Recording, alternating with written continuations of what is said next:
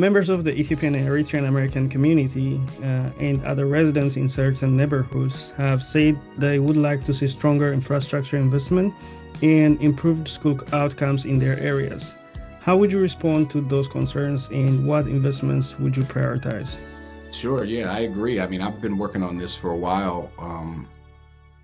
As I said, I'm chair of the education committee now. I've been on the education committee for the last 8 years.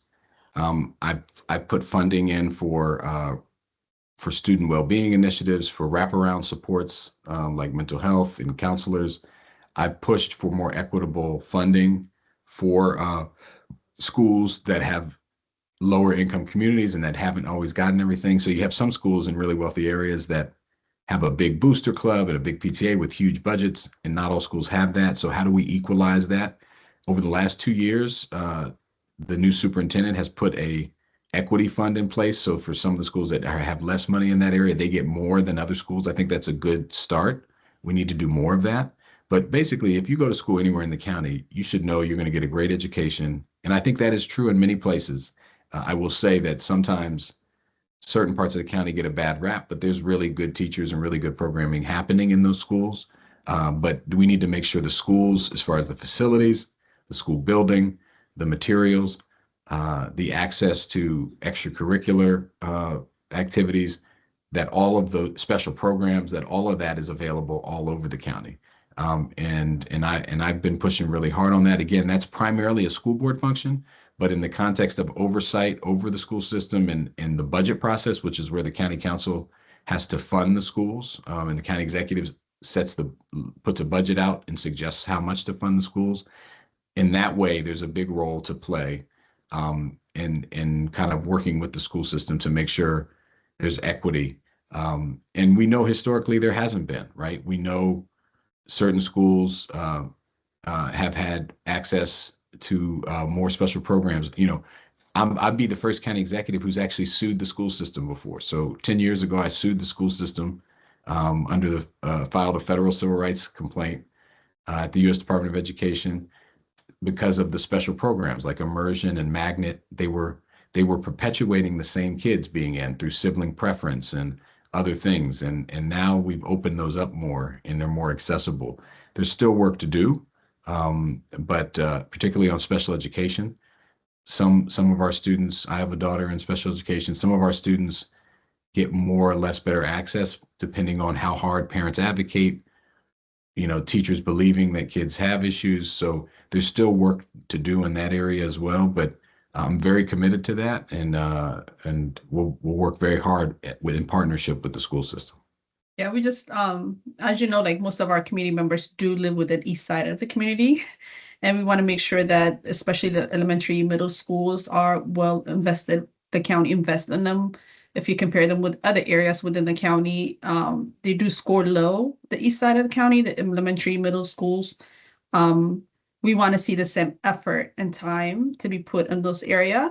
What is very important to our community, again, is education. Number one is education for our kids. We all here sacrificed for our kids, and we want them to get, the best education at the same level as people in the other area like Bethesda and Rockville get. We want to make sure our kids get, the same education. So we would like, I know you say it's a school board, but we want the county to focus on the east side of especially elementary, middle schools performance to make sure teachers and everybody's funded as much as possible to increase the performance of the schools. Oh, I agree. I mean, and there's other ways like, and I'm not saying there's no role for the county executive to play, but I think we should direct resources to students with the highest needs, where the scores are not where we want them, where we don't have enough multilingual services, we need to do more.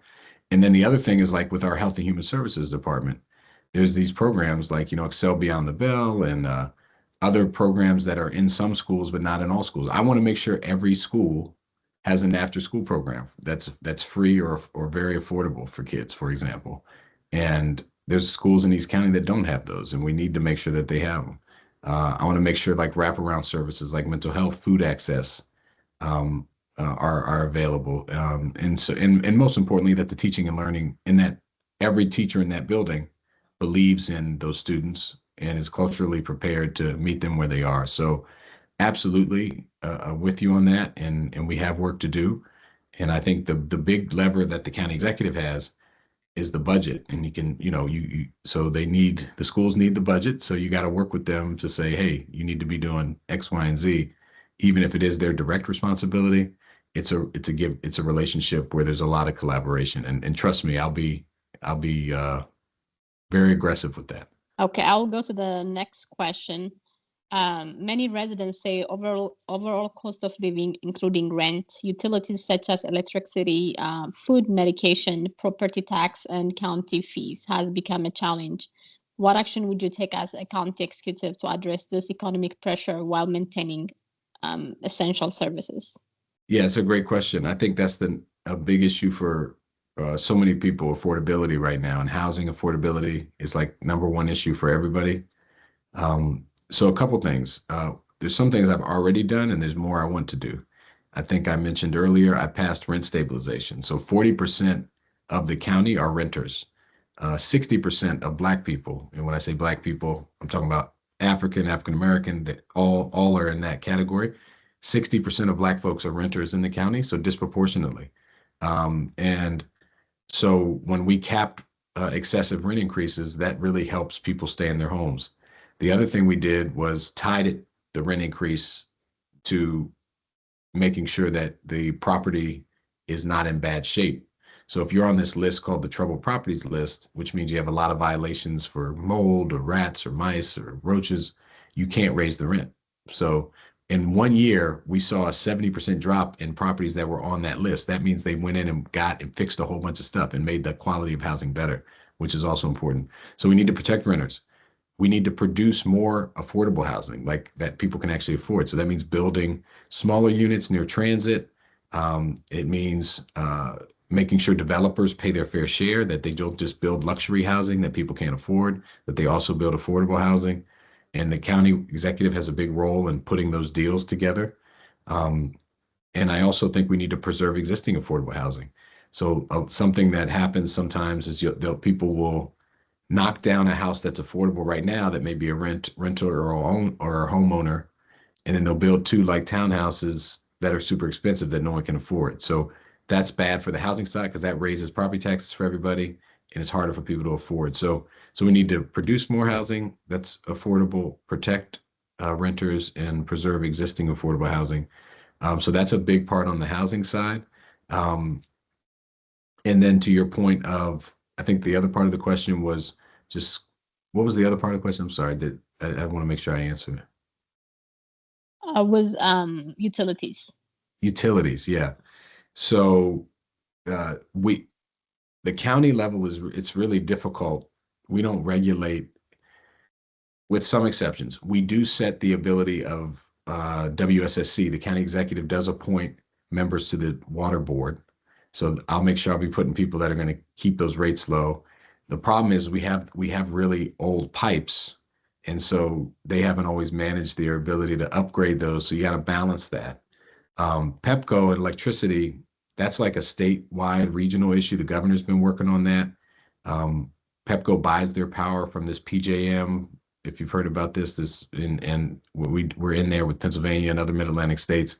That's a huge issue, but it's one of the reasons I'm very hesitant on data centers, because they suck up so much power, they could drive up the cost of electricity even more. So we got to be careful on that. And in addition to that they use our water and there's environmental impacts. So, well, one of the things I do want to do, I piloted a program called Guaranteed Income, where we provided $800 a month to 300 families for 2 years. We used county money, and then I raised money from philanthropy. And guess what? We studied it, and it helped a lot of families get out of debt, get a better job, put a down payment on a house. And so I want to change the way we give support to some of these families that are just right on the edge, living check to check. And instead of having them fill out all these forms and, for this, for housing, for rental assistance, for this and that, I think giving people direct cash sometimes is better, and it's cheaper for us, and we don't have to and it can give them just a little boost. These are people who are working. So I want to explore more, some more opportunities for that. The other thing I want to do, I want to make childcare free in Montgomery County. And it'll take a few years to do this, but it's one of the biggest expenses for families, $2,000 a month per kid when they're 0 to 4. So I want to build a universal pre-K system like DC has. And then I want to make 0 to 4 childcare much, much less expensive, particularly for the more lower income people. I think that the more pressure you can take off of people, that'll help them with other bills like housing and utilities and the like too. I just want to follow up. There is one item there that's taxes, property taxes, and income tax and things like that. I hear that people complaining about the increase of tax in Montgomery County, and which might drive out businesses away from the county. So what's your take on that? Yeah. So right now we have a flat tax, which is regressive. So everyone pays the same amount. The corporation pays the same property tax rate as you do as a homeowner. So most people don't know that. We pay the same rate. DC doesn't do it that way. Virginia doesn't do it that way. Businesses pay more, right? Usually in those jurisdictions. And so I do think that we need to change that, the way that works. We need to allow homeowners to pay less and businesses to pay a little more. Now, that's not going to drive them out because everywhere else in the region does that too. So it's not like we'd be the only person. And that would allow us to raise some more revenue and reduce costs for everyday people. The other thing about businesses, when we say businesses, 95% of the businesses in the county are small businesses. Like both my mom and my stepdad are small business owners in the county. My mom has a catering business. It's called Ella's Bake Shop. You feel free to use them. They're really good. My dad has a transportation service. It's called Senior Transportation Service. He takes seniors to doctor's appointments and the grocery store and things like that in a dignified way. And I help them both start their businesses. One of the things I want to do is I want to make it easier for them to start and grow. So I actually want to lower taxes and fees for small businesses so that they can, and make it easier to get through permitting. You know, one of the things the county executive does is he appoints the director of all the agencies, including the director of permitting services. And that's how you get through, you know, when you want to get a permit to, you know, or license and all that. We need to make that much easier, much more streamlined. So that's something that can improve business life. But I do think the property taxes, I've only voted to increase property taxes once since I've been on the council in 8 years. What happens is the evaluation of your home are going up. And so when your home is worth more, the assessment happens every 3 years, and then you have your bill goes up a little bit. And that's one of the things where if you had a different rate, if I could lower the property tax rate on homeowners, that would go down, and the businesses can step up a little bit more. I don't think it's going to drive business away because, again, that's how the region is happening. Look, businesses, there's always going to be people who say, like, lower the taxes to nothing and then all the businesses will come. If that were true, Mississippi and Alabama and all these places where there's no taxes, all the businesses would be there. It's a balance. It's a balance that you have to do. And so I think similar with income tax, everyone in Montgomery County pays 3.2% local income tax. So if you make 30 million a year or 30,000, you're paying 3.2. That's regressive, unlike state and federal, which are bracketed. You pay more the more you make. And I think that's the America. That's what we should do. You know, there's a reason people are all in the streets right now, because Elon Musk and what's the guy from Amazon, whatever his name is, Bezos. Yeah, Jeff Bezos and all them. They don't pay any taxes, and that the average CEO makes hundreds more times more than the worker. Income inequality has gotten so crazy right now, and that's why people are struggling.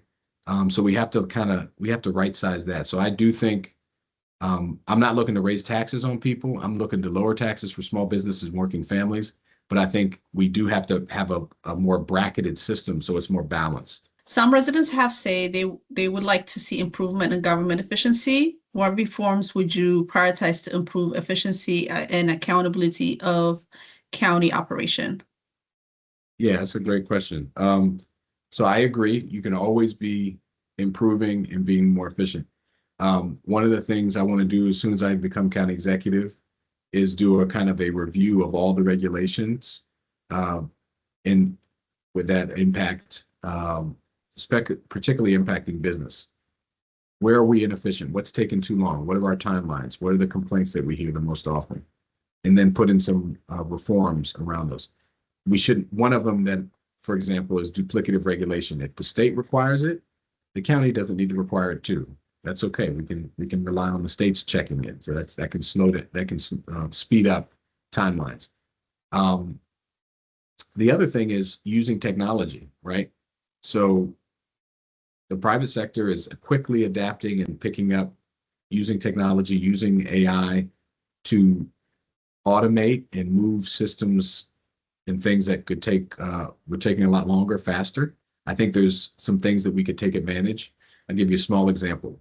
Right now, our light system of how lights are kind of timed, stoplights, it's using a really old system. So you could get one green and then you could get a red right away. And traffic is an organism, and there's ways to optimize that using technology to make things flow more freely. Still with safety, but flow more freely. That's an example of something I want to do. And so I do think there's an opportunity. The other thing is I think we can right-size government. I want to reorganize the government, not fire anybody, but a third of our government, we have about 10,000 employees in county government. A third of them are eligible for retirement. And so by using technology, working with the unions to kind of streamline things, I think over time, over the course of my term, we can shrink the size of the government a little bit through attrition, just through normal retirement. Again, not firing anybody, make us more efficient. That'll save money. It could also make us more efficient. And so I do think that's something. And then the final thing is just constantly being data driven about what's working. Sometimes you can get into this thing where you just do programs because they've always been programs. No, none of that. We're going to do things that work. We're going to evaluate them. We're going to look at the metrics. If they're not working, we're going to stop them. If they're working, we're going to invest more in them. And I think that's something that government hasn't done well typically. And I'm really data driven in that way. I want to invest in things that actually are moving the needle. And I don't want to do things that just feel good or we think might work. No, we want to evaluate and invest in things that do work. So those are some of the ways I think we can build in some efficiencies in the county government. The next question we have is, some residents have raised questions about cooperation with federal immigration enforcement. How would you approach compliance with federal ICE requirements while also addressing concerns about protecting immigrant communities in Montgomery County? Yeah, one of the things I'm really proud of about Montgomery County is that we are clear that the immigrant community here, that's who we are. That's a big part of our community. And I was a lead co-sponsor of the Trust Act, which we passed and was signed into law just last week to ensure that Montgomery County, we're not assisting in federal deportation efforts. So it prohibits the use of county resources, personnel, or facilities in use in federal civil immigration enforcement. And we don't notify ICE, about if someone, we don't notify ICE if someone gets a traffic ticket or gets in a car, or has some sort of interaction with police. As long as it's not a violent crime, we're not going to be notifying ICE. The reason for that is because you're actually less safe if immigrants don't feel like they can come and report crime and move freely. It actually creates less safety in the community, less likely people will report crimes. And it also hurts our economy. You have a lot of people not going to work, not going out to church, and not doing things because they're scared to move around.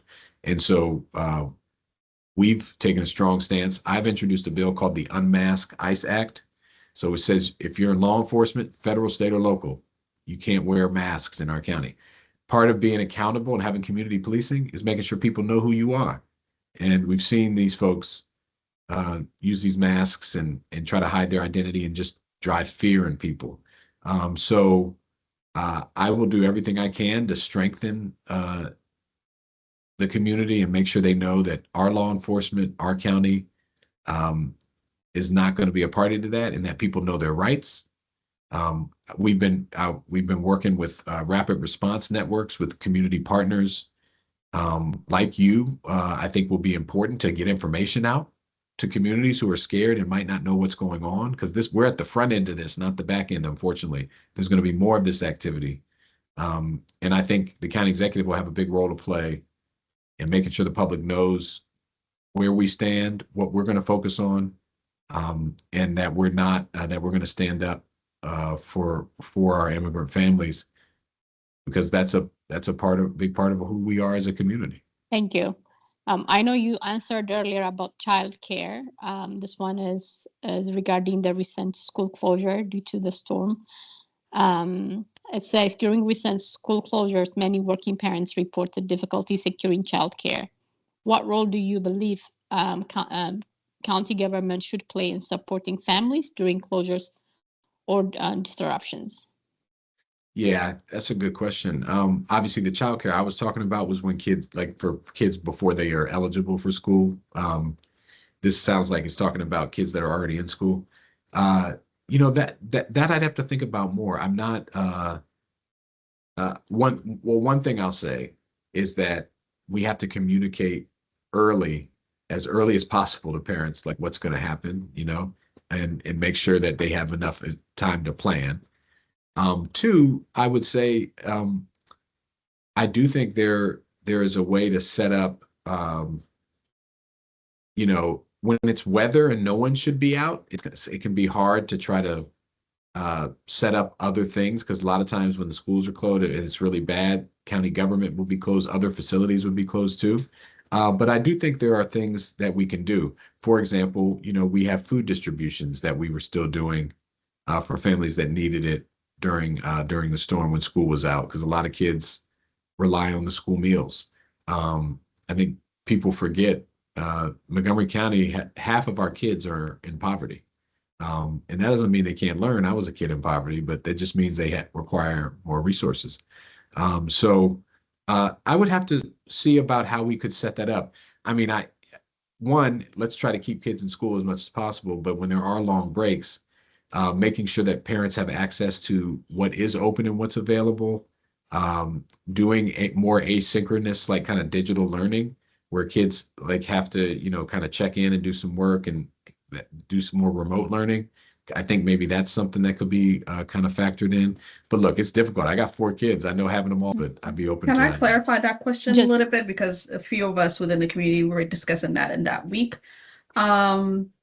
What it is most of daycares or private schools automatically follows what Montgomery County does. There's no law policy to stop them. Parents pay $2,000 above for daycare, and they're not getting the service they need.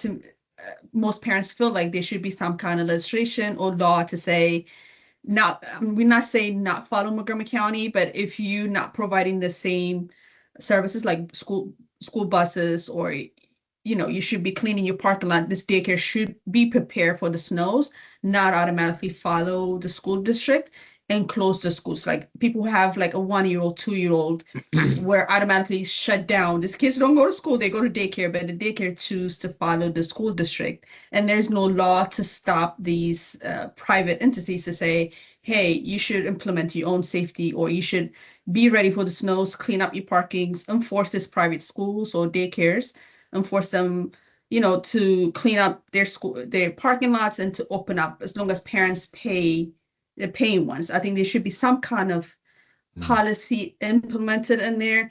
On another hand, also, when the school closes, parents were not, the county can enforce private sectors or other local government to give parents flexibility of possibly teleworking, work from home, because there was the disconnection between the school and the government. The school said we closed, and the government saying, parents, you need to come to the office. And there was, right there was just, parents have to choose their job. These people, most of them have lost their job because of federal layoff.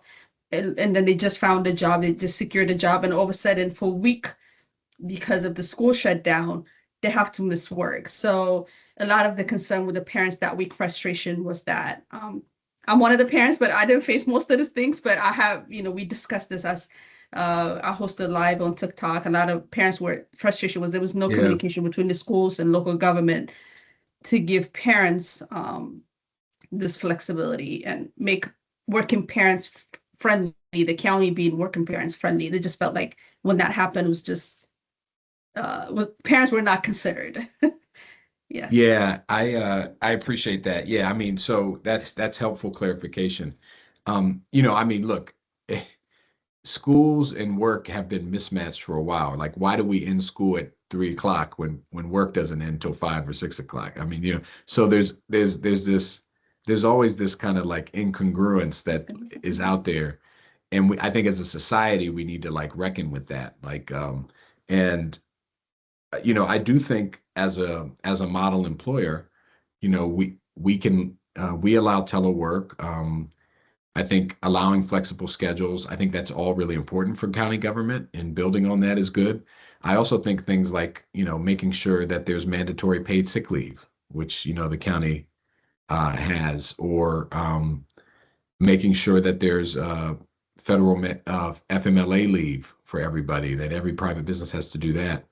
I do think there are things that the county can do to try to make sure that the work-life balance and that parents and working parents are, have a better shot at dealing with this. And I take your point about, obviously it's a private business decides to follow MCPS. There's nothing you can really do about that. But I do think there's things we can do to try to create more flexibility within the workplace through laws that we pass, but also through how we treat our employees as a model employer. And that's something I would want to do more of too. Thank you. And also to add on that one, we just need to remember our working families, especially with East County. Like, this is a conversation we had, and some of them, they can't afford to miss work, even though they have a sick leave. With Montgomery County, we have the sick and leave, but you have to work almost like 6 months for you to get a 1 day off or 2 day. Right. So we just need to think about, those like labor, like, shift workers, like what are they going to do? So I agree with Henok, like, there's a huge immigrant community. I think there's something that we learn from grandparents, great-grandparents, something that work, that help them.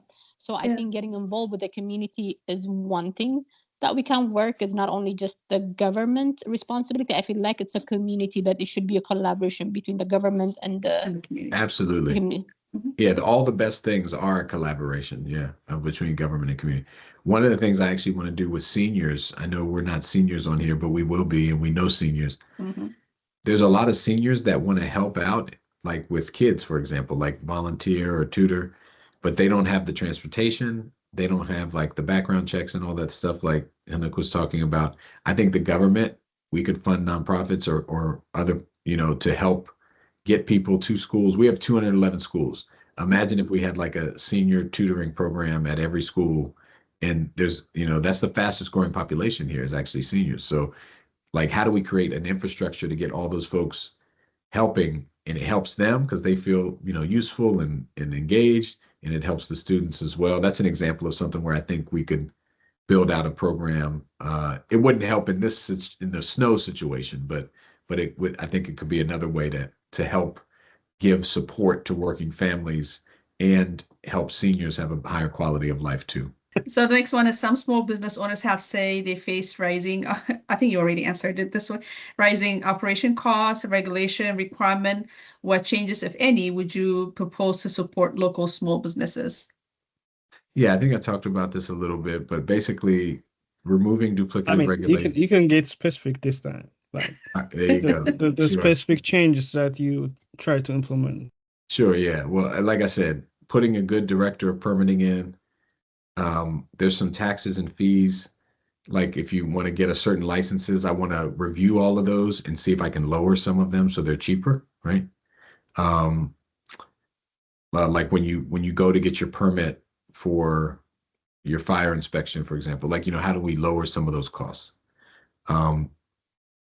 Making sure that when we do our review of duplicative regulation, like I said, if the state requires it, then the county doesn't have to. Let's remove some of those so it's not as onerous and not as burdensome on businesses. The other thing is I want to make sure all my inspectors have a customer service focus. Like they're like, how can we help you? Not how do we slow you down? I think changing that culture.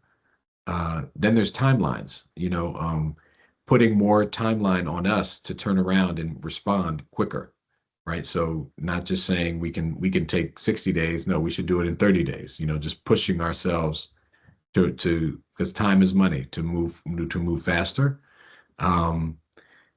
Those are some of the things, and then I think another thing I want to do for small businesses, which is related, is open up our procurement. We do $1 billion in procurement a year. So this is like, government contracts, $1 billion in procurement every year the county does.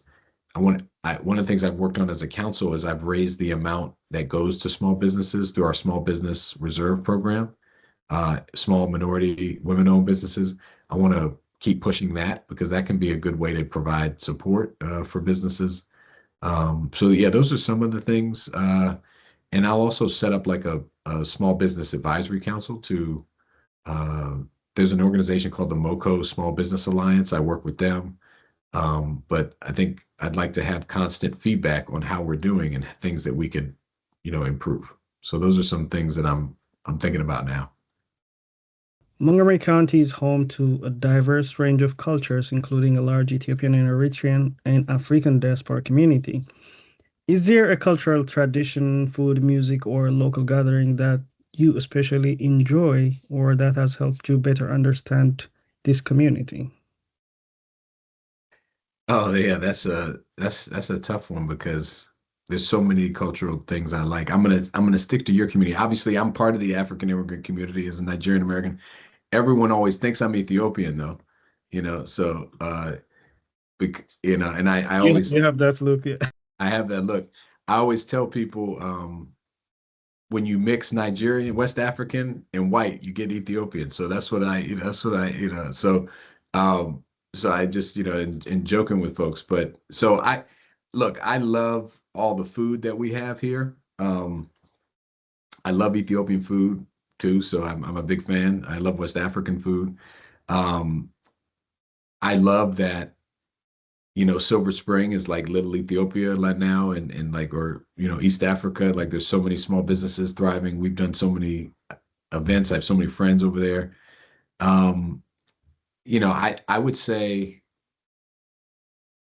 I think between the festivals that we have, like in downtown Silver Spring, all the great restaurant scene, the music, it just makes Silver Spring in Montgomery County just such a great place, and there's no other place I'd rather be from and live in.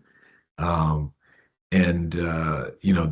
I said, the most of this conversation we've been talking about, how do we make sure everyone has opportunity within this community? That's something we still have to, work on. But I would have to say the fact that you can get any type of food here, really authentic, from a whole bunch of different cultures. The fact that we have 4 of the most diverse cities in the country in Montgomery County: Silver Spring, Rockville, Germantown, Gaithersburg. That's in the top 10 of the whole country. It just makes it such a great place to live, work. You can learn from people. You get so many different cultural experiences. And I just think it's unique in the country to have that. And not only have it, but protect it, cherish it, help it grow. That's what, through helping small businesses and nonprofits, grow it, help making sure that people have access to everything that the county has to offer. So I think it's just that's just what I love about the community. Awesome. Thank you so much. Thank you everyone for showing up and representing. And thank you, Council Member Will ጃዋንዶ, for taking your time to respond to questions from the community. Before we depart, if you have any last parting statement, this is your time. Well, I just want to say thank you again to Ethiopic and to you, Hanuk and Jalene and Metsiba. Thank you so much and to everyone who submitted questions. These were some really awesome questions. I think I started an organization a number of years ago called the African Immigrant Caucus. The whole goal was to make sure African immigrants were engaged in the political process and so they knew what's happening and they could access services and make their voices heard. And you're a big part of that. You're literally doing that mission, because DC, Maryland, Virginia, between the three, has the most African immigrants of any community in the nation. The Ethiopian and Eritrean community is the #1 community, so you get the largest. West Africans are second. And so whether you're talking about schools, affordability, protecting immigrant families, all of this is at the heart of what our communities need, right? We want these systems to work for us too. That's why we came here. That's why we built our families here. And that's what I've been fighting for. And I, as county executive, I will fight even harder. I'll have even a bigger bully pulpit, a bigger responsibility to do that, to address those needs. And I'll work hard at it. And so I'm asking for your community's support. But I'm also asking for you to tell me what you need. I'm your council member right now. I'm here to support. I'm here to help. And I want to partner. So thank you for staying engaged and organized.